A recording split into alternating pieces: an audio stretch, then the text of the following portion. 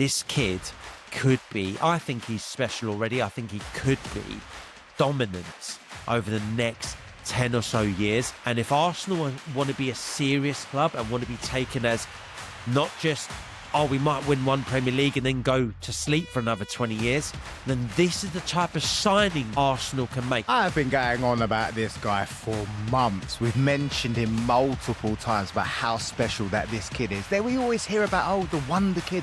This kid's a wonder kid. That kid's a wonder kid. This guy really is the wonder kid. Arsenal are one of the best teams in Europe right now. We're one of the best teams on the planet, and Arteta is building something bigger than just driving towards one solitary Premier League title.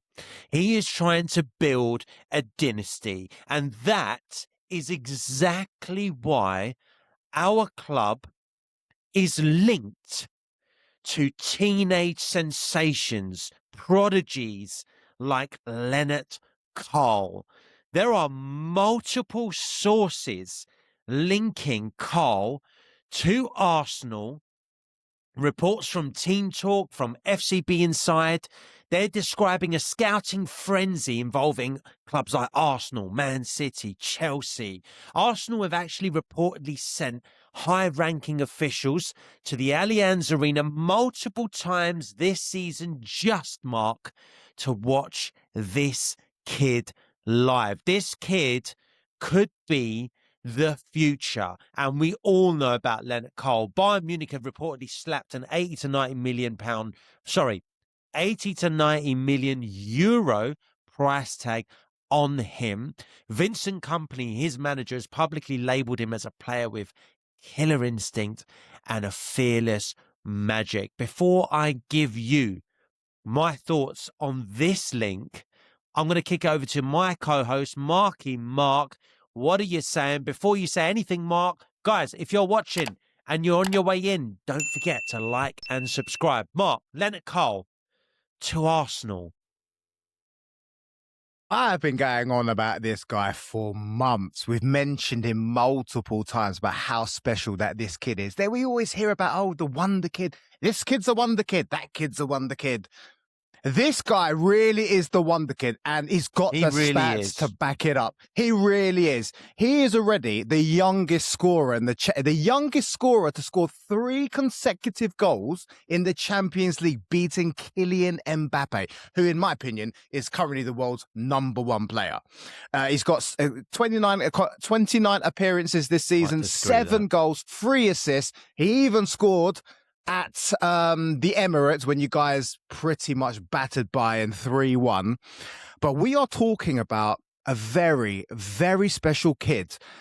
He's a left footer. He plays predominantly as the 10, but he can play on the right. So, you know, when Saka's out and Madueke is just not got his shooting boots on, he can definitely fulfill that.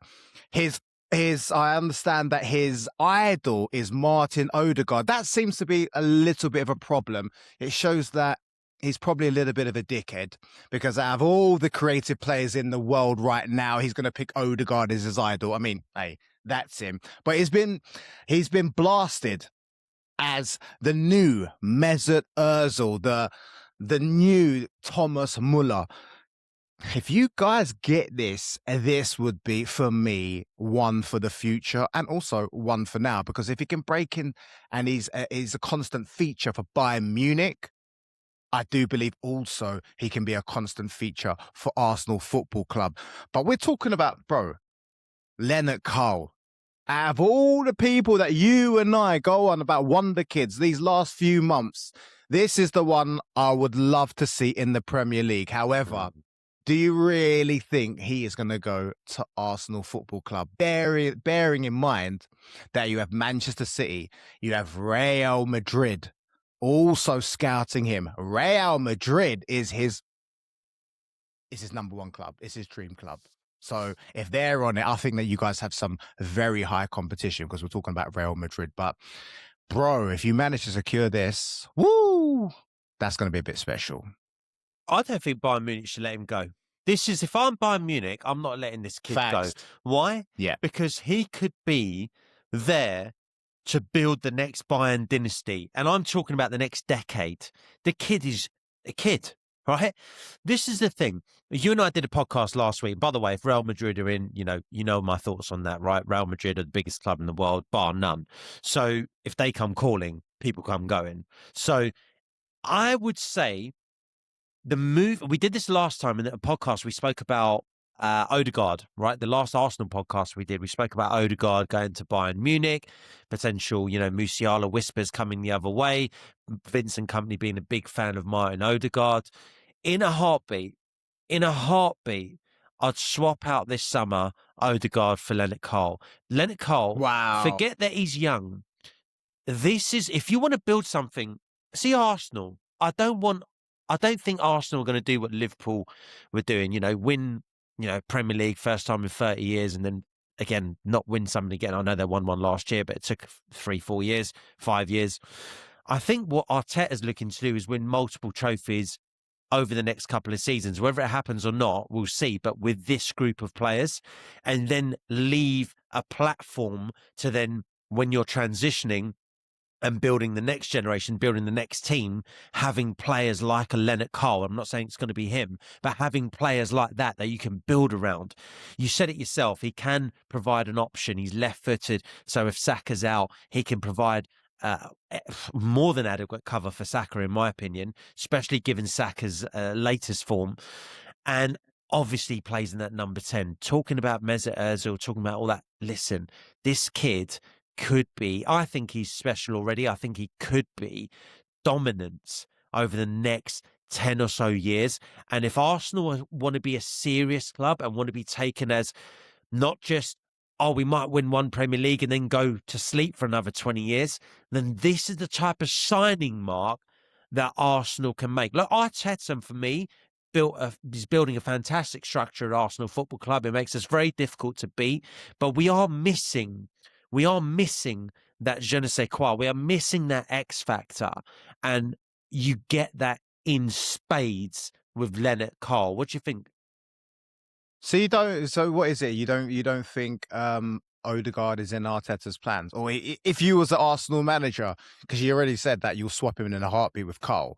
So does that mean that you finally don't really rate Ødegaard? Is he getting injured? Do you think he gets injured too much? Do you think he doesn't actually do what he's actually supposed to do? Because last week you were going on, he does these side-to-side passes. There's only once in a blue moon that he threads that through ball through. Is he not part of your plans? Would you not like to see him there next year? For the record, on record, Mark, I love Martin Ødegaard. I've loved him the whole time he's been at Arsenal Football Club. And if we win the Premier League this season, I think it's a fitting way to say, hey, Martin, you led us.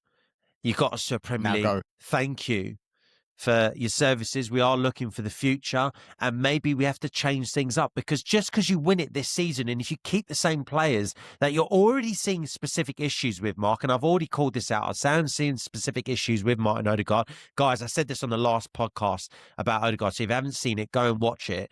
You'll get my full thoughts on what I mean about what Ødegaard brings to Arsenal right now and where I think he sort of doesn't fit the mould for the future. And that's exactly that, Mark. For the now, great. If we can get there, brilliant. But we also have to evolve and adapt. And I think this is then part of the next stage, the next evolution for Arsenal. Okay, fair enough. Kenan Yildiz, the wonder kid. He's also another one who everyone rates, including us. And we've tapped upon him a couple of podcasts back. Kenan Yildiz or Lennart Karl? Yeah. Look, one's a crown jewel over in Italy and the other one's a crown jewel over in Germany, right? Look, I like Kenan Yildiz. I like his versatility. I think he could be a fantastic player. I think he already is a very, very good player, very, very good young talent. You can see it. Give me Lennart Karl. Morgan Rogers or Lennart Karl? Now, I'll give a context between that. I know that Morgan Rogers is a little bit older, but we've got this guy who plays for Liverpool. They call him Florian Wirtz. He was also billed as a superstar German wonder kid. And he's had a lot of experience and some fantastic performances in the international competitions. He's come down to Liverpool, to the Premier League, and pretty much he's been a flop. The last couple of games, okay, he's done all right, and he seems to be finding his feet a little bit. But do you think that Lennart Karl, such a diminutive player, I know that the Premier League has very successful diminutive players, Cesc Fabregas, Bernardo Silva, David Silva, etc. But do you reckon he looks smaller than those? I don't know his actually height dimensions, but do you think that he'll be able to hack it at Arsenal in the Premier League? Or is that going to be a risk and you'd rather have Morgan Rogers, who is proven and still on the up? There's a good point on Morgan Rogers. Listen, Morgan Rogers thing, right? He's having a great season, or a very, very good season. Let's put it that way. I think he's got his GA output is like 12. I don't think he's scored for a couple of games, but I could be wrong. Guys, feel free to absolutely annihilate me in the comments if I'm wrong. I don't mind, but I don't know if Morgan Rogers he's having just one of those seasons where, you know, some players have like a Kevin Phillips season, and I'm not saying, by the way, he's having a Kevin Phillips season. That season was immense, but I don't know if he's going to produce the same every season in, season out, Morgan Rogers. He might do, Mark. He might do. He might do. I mean, look, there's not just this season that he's burst onto the scene. He's been doing it for a couple of seasons. It just looks like this season he has really matured and found his boots. And I think that it's not just a one-off season. You've got to weigh it up. That this is the beginning. It could be the beginning, but you've also got to weigh it up against the potential of Karl. Look, like as you said at the start of this podcast, you said, look, we talk about teenage prodigies, we talk about teenage sensations, the word prodigy, the word, what is the other word, gets thrown around too much. But Wonder Kid, everything. But this kid really is. He really is special. He's got the stats to back it. Yeah. Yeah. So, look, for all inverts, yes, fantastic season a couple of seasons ago at, what was it, Leverkusen when they won the title, right? Great. This kid's doing it at Bayern Munich. That's different. And I am inclined to lean towards the potential of Karl. Arsenal fans, by the way, if you disagree, you might pillar me. No, we want Morgan Rogers. Proven, tested. Neil, what are you talking about? Absolutely fine. Tell me. I will respond to you. You know I will. But I'm leaning towards Karl, Mark, if you're asking me which way do I want to go. I'd go Lennart Karl, because I actually want to build for the future as well. I want one eye on the future, one eye on the current. This squad is ready to win shit. I've said it to you before. I think this squad is ready to win shit. I want to win shit consistently over the next few seasons, and we have to have one eye on the future to do that. And Karl could be a big part of that. Guys, like and subscribe, and see you lot in the next one. Thanks for watching.